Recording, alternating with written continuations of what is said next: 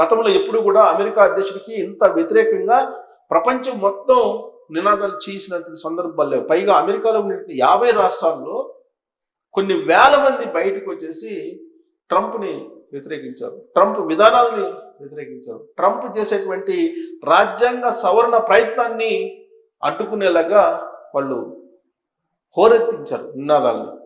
సరిగ్గా ఇదే సమయంలో ట్రంప్ హత్యకు కుట్ర అనేటువంటిది బయటకు వచ్చింది. ఇది నిజమేనా అంటే అమెరికా FBI నిజమే అని చెప్పి ధృవీకరిస్తుంది. ఆయన వాడేటువంటి ఎయిర్ ఫోర్స్ 1 విమానం అది పార్క్ చేసేటువంటి కొద్ది దూరంలోనే 200 గజాల దూరంలోనే ఒక చెట్టు మీద ఒక గూడు కట్టుకొని ఉన్నారు. ఆ గూట్లో నుంచి స్నైపర్ని పేల్చేయడం ద్వారా, స్నైపర్ ద్వారా ట్రంప్ని కాల్చేయాలనేటువంటి రెక్కి నిర్వహించారనేది FBI చెప్తుంది. కాకపోతే ఇది కేవలం ఈ నో కింగ్స్ ఉద్యమాన్ని, నో కింగ్స్ వ్యతిరేకతని డైవర్ట్ చేయడానికే ట్రంప్ హత్య అనేటువంటిది అని తెర మీదకి తీసుకొచ్చింది FBI అనేటువంటి వాదన కూడా అంతర్జాతీయ సమాజంలో వినిపిస్తుంది. అసలు ఇలాంటి పరిస్థితి ఎందుకు వచ్చింది?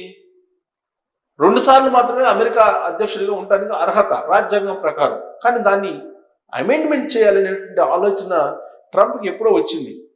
అందుకే ఆ గతంలో కూడా చెప్పాడు ఆయన, మళ్ళీ 3వ సారి కూడా నేనే అమెరికా అధ్యక్షుడిని అవుతాను అని చెప్పి చెప్పారు. ఎలా అవుతాడు అనే దాని మీద పెద్ద చర్చ జరిగింది.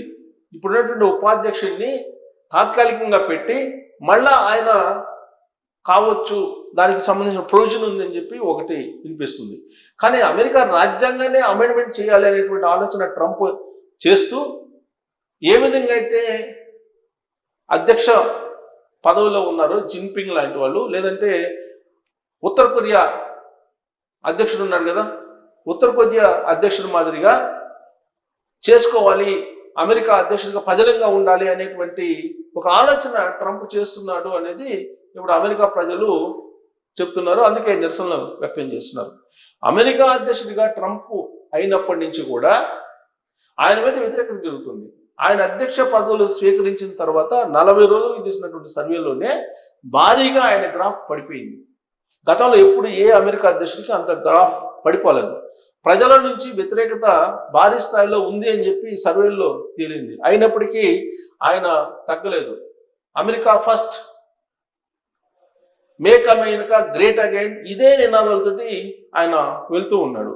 దాంట్లో భాగంగా స్నేహపూర్వకంగా ఉండేటువంటి భారతదేశాన్ని దూరం చేసుకున్నాడు, అలాగే చైనాని దూరం చేసుకున్నాడు.